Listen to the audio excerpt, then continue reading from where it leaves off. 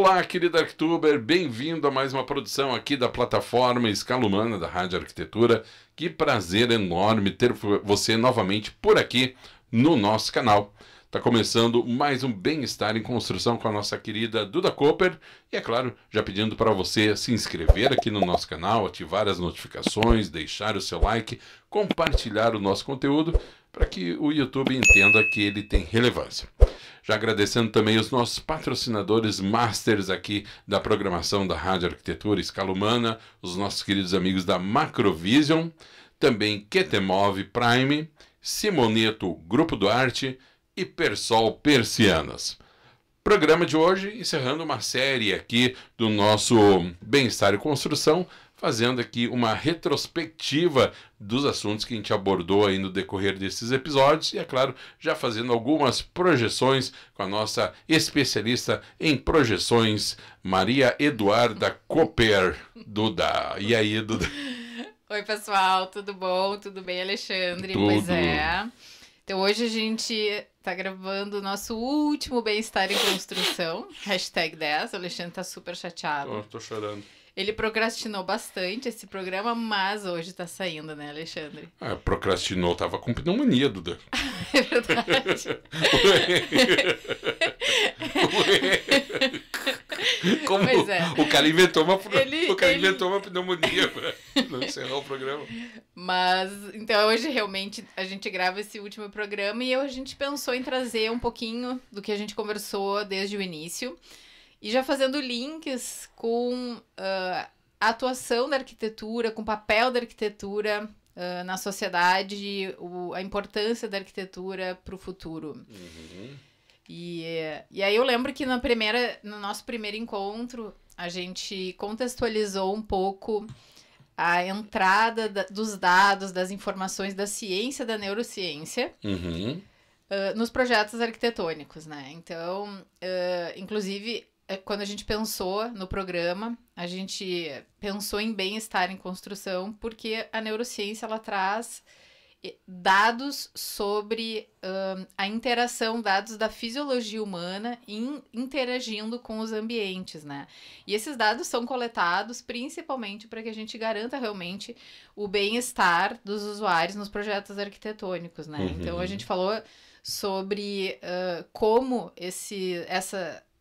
essa coleta de dados ela iniciou, né, e como ela hoje já influencia bastante alguns projetos arquitetônicos em várias áreas.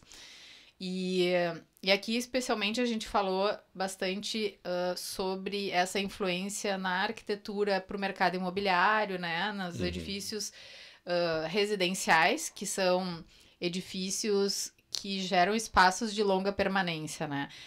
Como a gente sabe que os espaços afetam muito o nosso bem-estar, a nossa produtividade, o nosso humor, modulam o nosso comportamento. Quanto mais tempo a gente passa dentro, interagindo com o mesmo espaço, maior é essa interferência, né? Uhum. E a neurociência, ela já nos trouxe muitas contribuições para outras áreas também. E hoje eu penso que, inclusive hoje eu estava até conversando com uma professora de graduação e ela estava falando sobre neurociência aplicada à arquitetura para os graduandos de arquitetura, né? Isso para mim foi uma surpresa. Eu não venho de uma formação que abordava esse tema, né? Menos ainda, a gente não falava nem de psicologia ambiental, né? Que foi um tema que eu acabei buscando no final da minha graduação para já começar o mestrado. Uhum.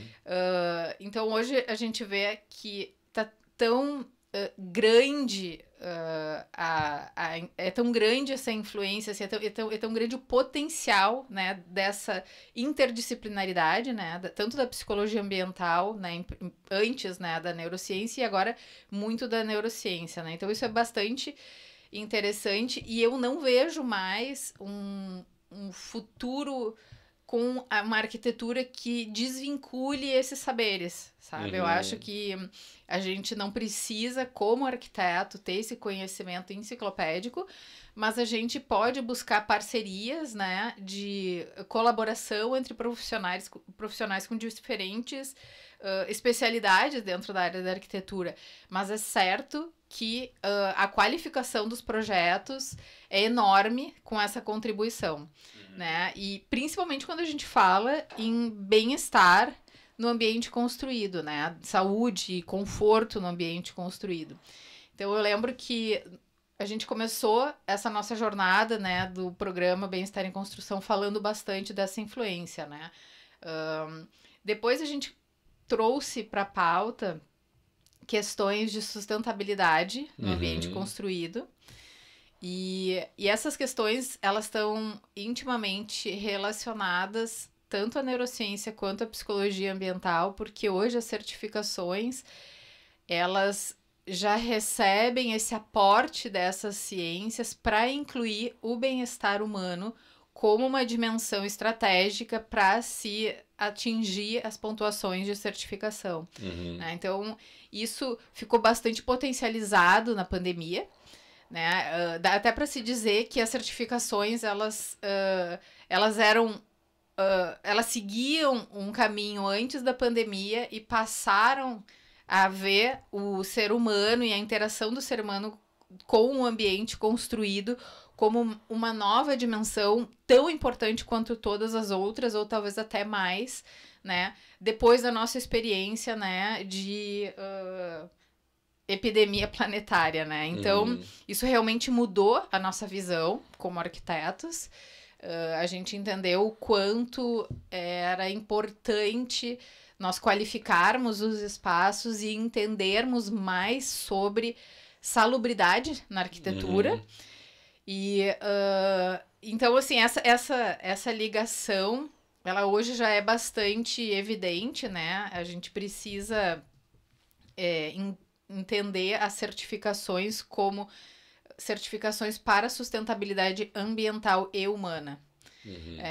E o entendimento de que nós, como seres humanos, cuidamos e aprendemos a cuidar melhor tanto do ambiente construído quanto do meio ambiente natural, na medida que a gente passa a compreender aquilo como o nosso habitat, né? Nós somos seres como espécie que não são viáveis ao relento, então a gente precisa ter essa proteção, né, de abrigo, né, que começou com as cavernas, enfim, e hoje a gente tem toda um aporte de arquitetura para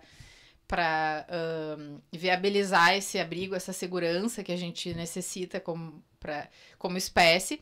E então é interessante a gente pensar que a gente só consegue ser um coadjuvante na proteção do ambiente natural se nós nos sentirmos bem nesse ambiente, né? A gente cuida daquilo que a gente gosta, né? Então a gente precisa conhecer esse ambiente, gostar desse ambiente para saber como manejá-lo, como mantê-lo, né? E como preservá-lo.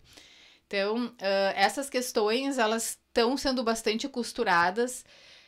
A gente trouxe as certificações, porque as certificações trazem cartilhas detalhadas de como a gente aplicar isso, né, nos projetos. Ela nos mostra as expectativas que já se tem sobre as performances das edificações em relação a emissões de carbono, em relação ao uso de energias renováveis, em relação ao uso dos materiais corretamente, em relação até ao manejo da gestão dos resíduos da construção.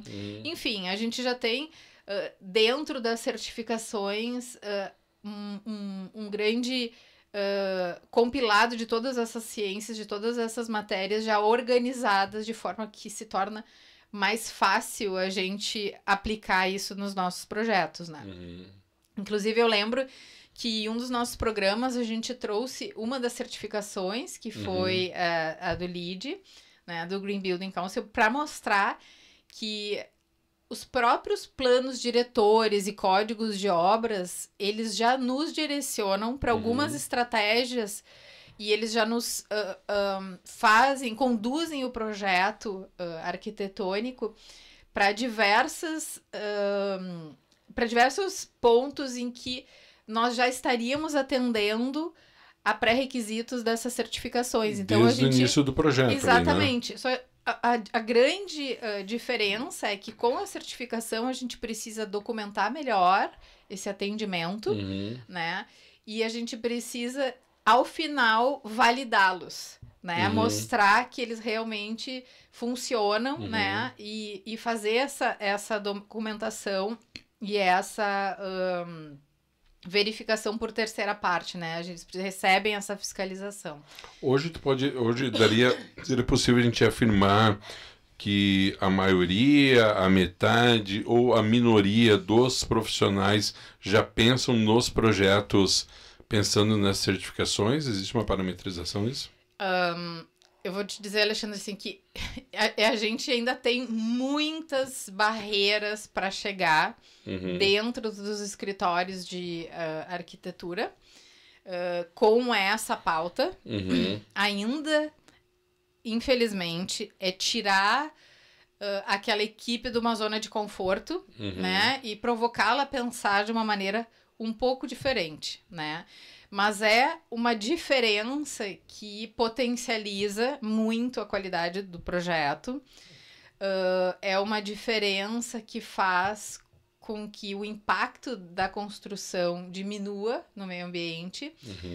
Não só no meio ambiente, mas no meio urbano, na vizinhança, tudo, né? Todas essas questões, né? Quando a gente fala que as certificações trouxeram o bem-estar humano para dentro das suas cartilhas, a gente está falando não só do bem-estar do usuário final dessas edificações, mas durante todo o processo construtivo, o ser humano é considerado, né? Tanto as equipes que trabalham efetivamente dentro do canteiro de obras, quanto o entorno, né? Quanto todos os pedestres e cidadãos das regiões, né, de vizinhança aos canteiros de obras, eles estão considerados nessas certificações.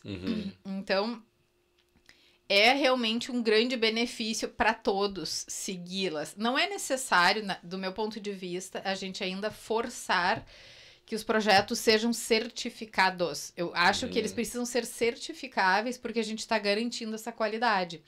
Né? A gente está vencendo uma série, a gente pode até chamar de um checklist, né? Bastante extenso, mas assim, um checklist que garante que tudo foi levado em consideração, né? Mas existe bastante resistência ainda dos escritórios.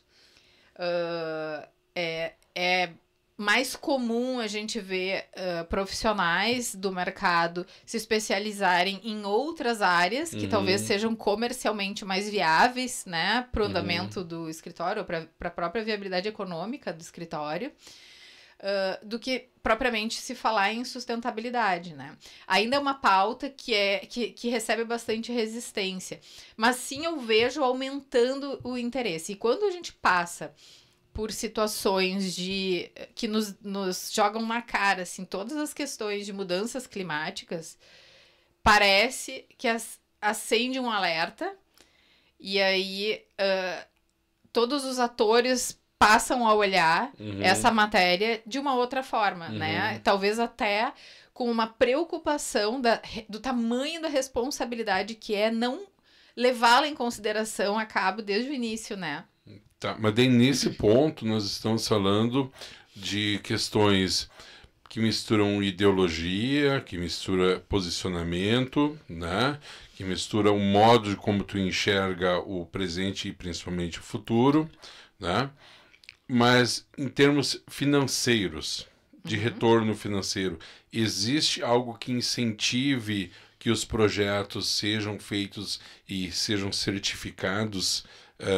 Porque eu acredito que a grande parte também leve isso em consideração, né? Sim, a primeira coisa que eu penso, eu não vejo a sustentabilidade como uma ideologia, né? Eu acho que nós falamos em sustentabilidade porque nos tornamos insustentáveis, né? Então hoje é uma pauta necessária para que a gente siga sendo viável, né? Que a gente realmente siga prosperando como espécie, né? Mas tu acha que a gente deveria continuar falando em sustentabilidade? Será que já não passou do ponto de falar de sustentabilidade? Tu acha que deveria ter um outro nome? Eu acho que ficou meio gasto o termo. Pode ser. Eu nunca tinha pensado sobre esses termos, assim, pode ser que... Porque parece que, assim, ficou uma coisa muito modinha. Na realidade, são estratégias que tornam viável seguir construindo, né? Seguir edificando nesse planeta, né? Quando a gente fala, obviamente, da sustentabilidade na arquitetura, né? Na construção. Eu vejo como estratégias, né? A ONU traz os objetivos de desenvolvimento sustentável e eu diria assim, eles aumentam assim o espectro da sustentabilidade, né? E aplicam isso a diversas outras áreas, né, da nossa vida, né?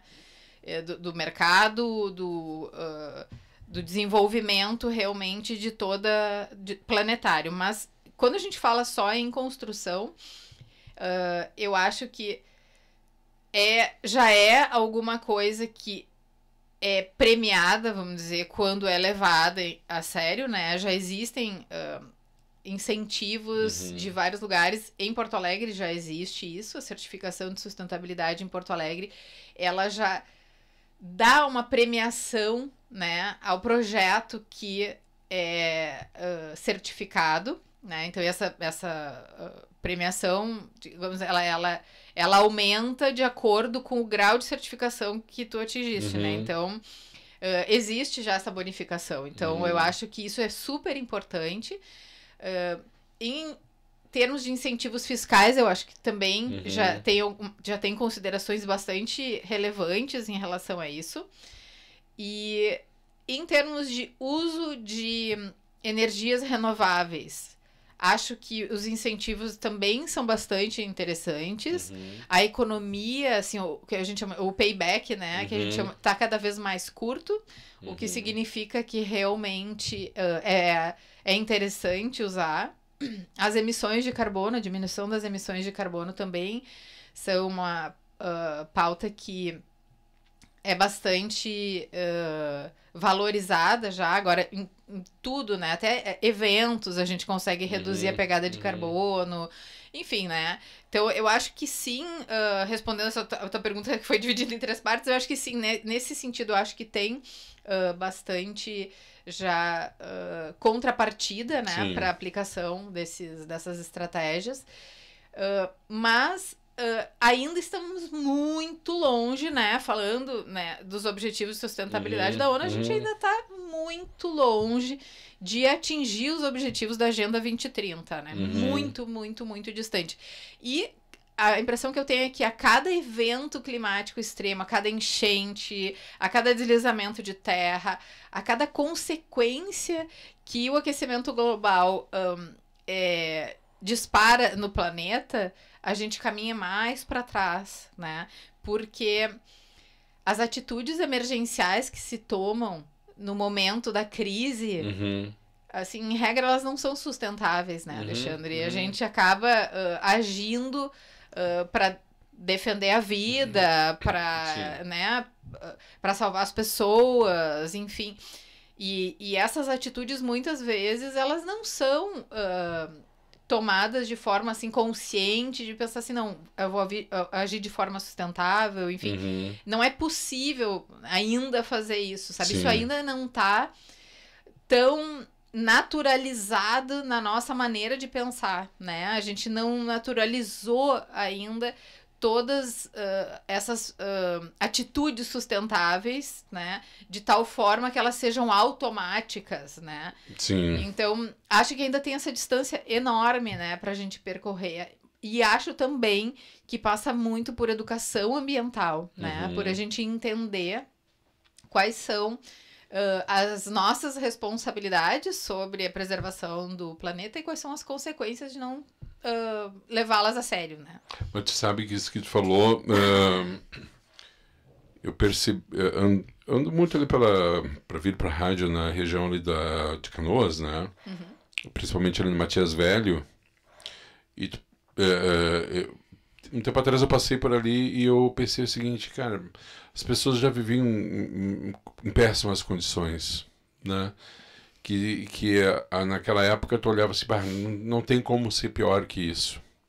E aí quando teve toda a enchente e tal, eu passo ali e penso, puxa vida, voltaram 2 passos para trás. Do pouco que tinham, né, voltaram.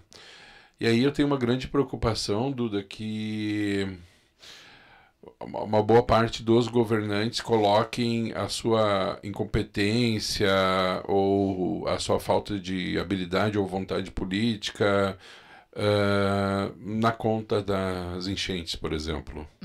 Porque a gente sabe que saneamento básico não dá voto. Sabe que abrir uma rua, botar o encanamento nunca deu voto, não vai dar voto. Dá voto é a obra que aparece, né? A ponte, é o prédio, enfim. E aí eu fico pensando, puxa, até quando e até onde essas pessoas conseguem aguentar, né, uma vida assim, né? Que já não tinha o privilégio que nós temos, por exemplo.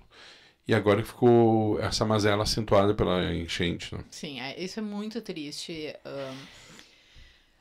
Eu, hoje, tendo vivido o que a gente passou aqui no Rio Grande do Sul, eu penso que sem a força da sociedade civil, as coisas não teriam voltado minimamente. O que já voltou não teria voltado minimamente ao seu funcionamento, né? Muita coisa, muita mesmo, ainda não tá nem perto de conseguir retomar, né, uma normalidade, que a gente vai ressignificando a normalidade, né, Alexandre? Sim.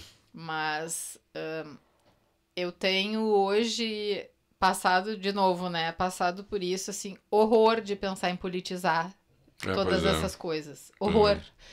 Porque a gente está falando de saúde, a gente está falando de bem-estar, a gente está falando de...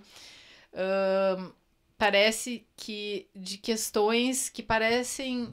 que são condições para que a gente básicas, tenha... né? Exatamente, assim, um mínimo de dignidade para viver, né, Alexandre? Então, ontem eu visitei uma instituição de ensino que foi atingida pela enchente, que já voltou a operar. E é uma instituição pública.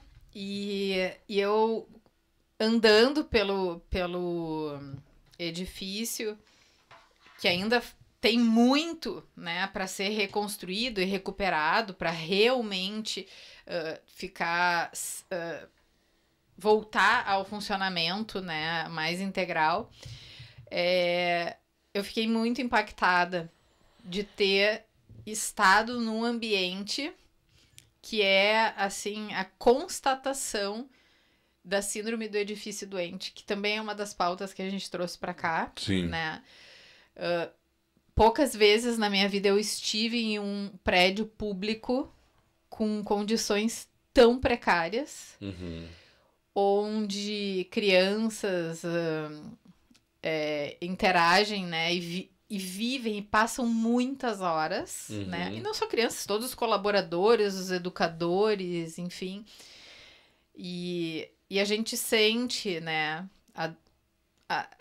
as questões de deficiências de qualidade do ar tão nitidamente. É quase como se a gente pensasse assim, como é um edifício com síndrome, né, de edifício doente, quais são as características, como que eu me sinto nesse lugar.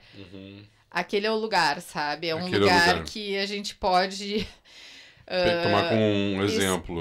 Passar por essa experiência, sabe?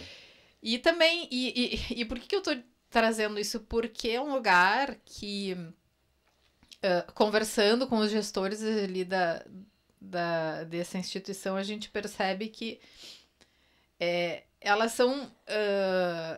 elas, como tu mesmo disseste, assim, aquilo ali é alguma coisa que não se reverte em votos, né? Cuidar daquele espaço ali não faz diferença. Aquele número de crianças atendidas ali dentro de uma eleição, né? Do número de eleitores é ridículo, né? Então... Só que é muito doloroso, porque é indigno, né? É insalubre, e por ser insalubre é indigno, né, Alexandre? Tu acha que teu conhecimento... até criminoso, eu acho, sabe? Tu acha que teu conhecimento em arquitetura e todos os estudos que tu faz, tecnicamente, acentuam o teu lado mais humano? Quando tu vê isso e tu consegue perceber que são coisas que poderiam ser consertadas e não são? Olha, Alexandre, assim, eu chorei. De verdade, assim, eu fiquei muito impactada em viver aquilo. Eu cheguei, eu saí de lá e fui almoçar em casa. Eu chorei quando eu cheguei em casa, porque me deu uma sensação tão grande de impotência, né? De entender que aquilo ali estava sendo considerado quase liberado para uso, né? Que há muito tempo... Antes da enchente, não foi só a enchente que deixou daquele jeito. Já era assim, né? Ele já era assim, né? Aquilo realmente me deixou muito impactada. Eu não sei se estudar ou me aprofundar nesses temas me deixa mais ou menos sensível em relação às questões humanas, porque eu vejo que é justamente as pessoas que dão sentido à arquitetura, né? Então, para mim, a arquitetura é sobre pessoas. A menos que a gente construa um zoológico. A menos que é tudo sobre pessoas, né, Alexandre? E até os zoológicos são sobre pessoas, porque os bichos não escolheriam estar lá, né? Mas, então eu acho que ser arquiteto, assim, escolher essa profissão é escolher olhar para as pessoas. Certeza. Né? Tu que é o Alexandre da Rádio Arquitetura, tu sabe melhor que ninguém, porque tu fala com muito arquiteto aqui, tu sabe que arquitetura é para pessoas, né, Alexandre? Eu sei, né, Duda, mas eu acho assim, olha, que é um conceito que talvez nem todos tenham presente, né? Talvez para muitos a arquitetura seja só construção mesmo. Ou só a beleza. Só a beleza, ou só a funcionalidade do espaço, ou só a ostentação, ou só qualquer outra coisa, né? Mas eu te entendo e faço coro, eu acho que nasce no ser humano. Ela se justifica no ser humano. Tem uma experiência que eu vivi há poucos dias e uma troca com outros colegas. Nós paramos e começamos a refletir uma questão que talvez venha de encontro com isso que tu está falando, que foi a gente estava participando de uma ação voluntária numa comunidade que foi totalmente atingida pela enchente e tudo, né? Eles tiveram... É uma comunidade com um conjunto habitacional de 2 pavimentos. O primeiro pavimento foi completamente atingido. Mas, Alexandre, para nós arquitetos, andar por aquele entorno e olhar as fachadas térreas na altura do observador, nós não percebíamos que por trás de cada uma daquela forma de ocupação existia um conjunto habitacional edificado, quadrado, sem expressão, porque existem inúmeros, infinitos, e eu nem sei se existiria como catalogar estilos e expressões de arquitetura, né? Então, a arquitetura, ela é uma expressão de cada um de nós, assim, as casas, a maneira como a gente coloca a nossa identidade no local é única. Então, assim, dizer que tá certo ou que tá errado, né? Então, a gente estava acompanhando um grupo de artistas que estava fazendo uma intervenção linda, artística, uma pintura linda naquela comunidade.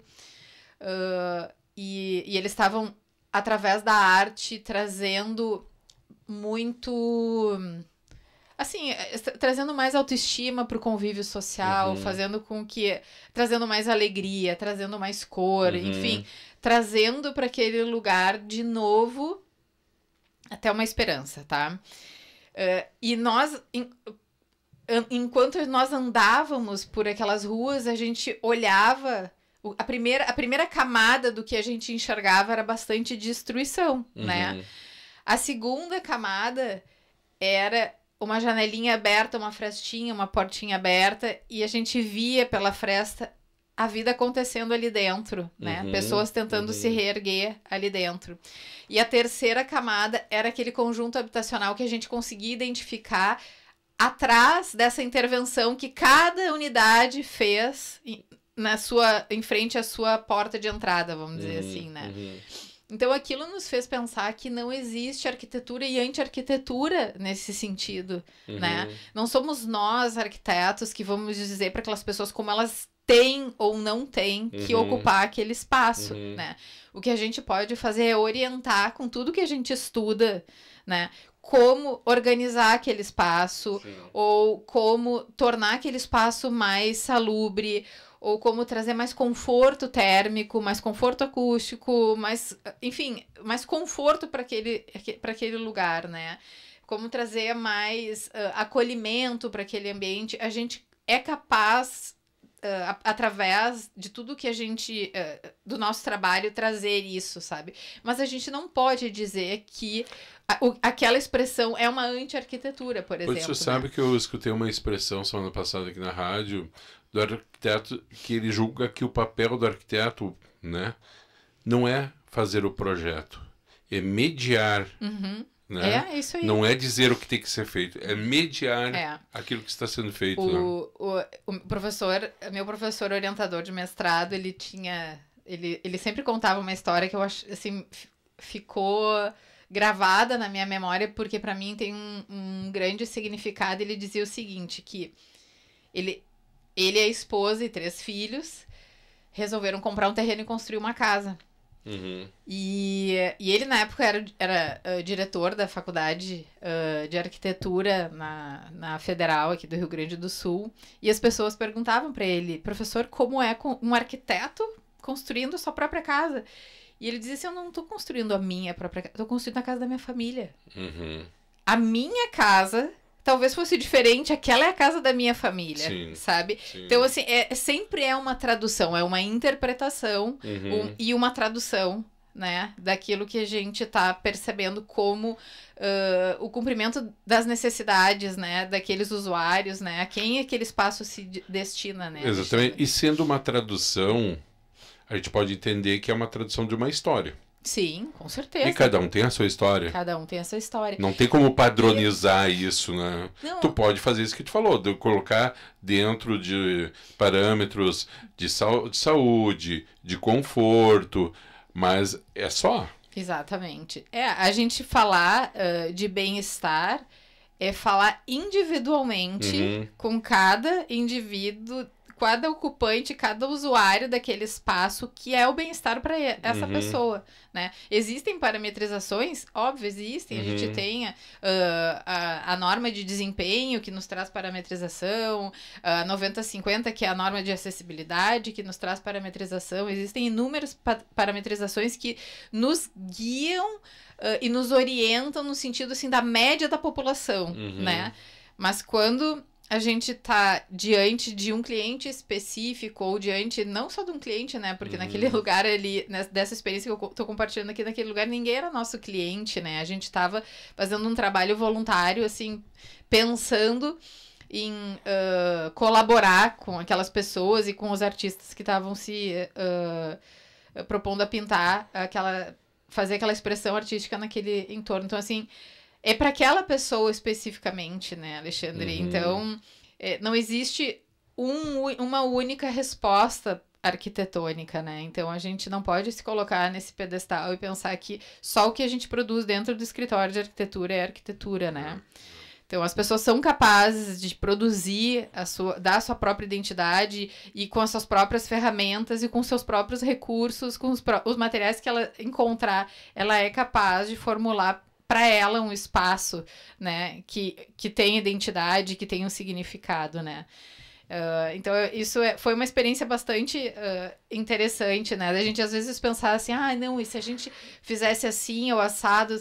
Mas as pessoas querem daquele jeito. Exato. Teve até um morador que saiu da casa e disse, não, eu não quero que pinte aqui. Né? Eu quero que deixe assim. Ele queria ter a marca da enchente ali, sabe? Ele queria deixar aquilo para ele. Como vai dizer para uma pessoa que tem que pintar? Não, e exatamente. E talvez, assim, aquela pessoa ainda esteja passando pelo processo de luto. Talvez. Né? Quantas pessoas perdem alguém, um ente querido, e não conseguem se desfazer das coisas daquela pessoa por um tempo? Existe um processo que tem que ser respeitado. E que varia né? de pessoa para pessoa também, né? Totalmente. Então, isso foi bastante impactante, né? E tem muito a ver com tudo que a gente conversou, né, nesse nosso programa, porque a gente falou sempre em todas as pautas sobre o bem-estar humano, né? Então, a gente terminar com essa experiência, tendo passado pela enchente também, né? Que nos deu, assim, uma carga de emoções, uma carga de experiências diferentes, de responsabilidades diferentes, de desafios imensos, obstáculos gigantescos que a gente está vendo pela frente, mas também nos deu uma oportunidade de sermos extremamente úteis com os nossos saberes, né, Alexandre? Então... E até para um público que talvez tu jamais pensasse que fosse atender. Né? Mas, enfim, a gente está indo para o final. É isso. É para ser a retrospectiva. A Duda trouxe ali um calhamaço de folhas. Mostra aqui, Duda. Aí, quase um tratado. Foi um tratado. Eu não falei uma palavra do que tá aqui. Não. Mas também, né, Flor? Daqui, eu alcanço aqui, alcanço aqui. Ela usou aqui, ó, pessoal. Vou mostrar aqui, ó. Deixa eu mostrar. Fonte 200. A fonte 200. Isso aqui eu vou dar um conselho para você que está na escola. O professor pediu um trabalhinho de 10 folhas. Mete um Arial 28. Ou é a idade chegando? Claro que é a idade chegando. Linguiça. Não precisava ter dito ou tá isso. enchendo linguiça. Aqui, ó. Não. Ah, por favor. Por favor. Não, e esse a gente não falou. Não falamos de Aging Place. Não falamos de Aging Place, que também é alguma coisa extremamente importante. Não falamos da melhor pauta Qual de foi todos a melhor os pauta? tempos. Ever. Da rádio. Da rádio. Sim, fala. Qual foi a pauta? Fala. Muita ajuda que não atrapalha. Essa foi a melhor. Aquela foi... que o título foi maravilhoso, né? Muita ajuda que não atrapalha. Mas é verdade, a gente não falou de tudo, mas, enfim, falamos do bem-estar, né, Alexandre? A arquitetura é sobre isso. É sobre pessoas e bem-estar, né? Muito bem, Duda, muitíssimo obrigado mais uma vez pela tua participação. Trouxe sempre conteúdos extremamente relevantes. Acho que a gente tem um excelente acervo para quem quiser consultar. Eu vou dizer que estou já sentindo tua falta aqui, mas enfim, né? Alexandre, eu tenho que agradecer muito a oportunidade. Eu aprendi muito vindo aqui, muito mesmo. E foi uma experiência muito bacana. E a gente com certeza vai ter que bolar outros programas. Vamos. Já tá convidado para o próximo, sabe? Né? Que daqui a pouco terminou essa gravação, tu já tá no outro aqui, né? Meu Deus do céu. Hoje a gente vai cansar, a gente tá não só me livro na aguinha. Não me livro tão cedo dessa mulher, tá louco, que é isso. Muito bem, para você que nos acompanhou até agora, muitíssimo obrigado também pela sua companhia. Não esqueça de seguir aqui a Escala Humana, já deixa o teu like, te inscreve no nosso canal, compartilha o nosso conteúdo. Aproveitar também para agradecer os nossos patrocinadores Masters, QTMove Prime, Macrovision, também os nossos amigos da Persol Persianas e Simoneto Grupo Duarte. A todos vocês um super abraço carinhoso e até a próxima produção aqui da plataforma Escala Humana Rádio Arquitetura. Super abraço, até mais.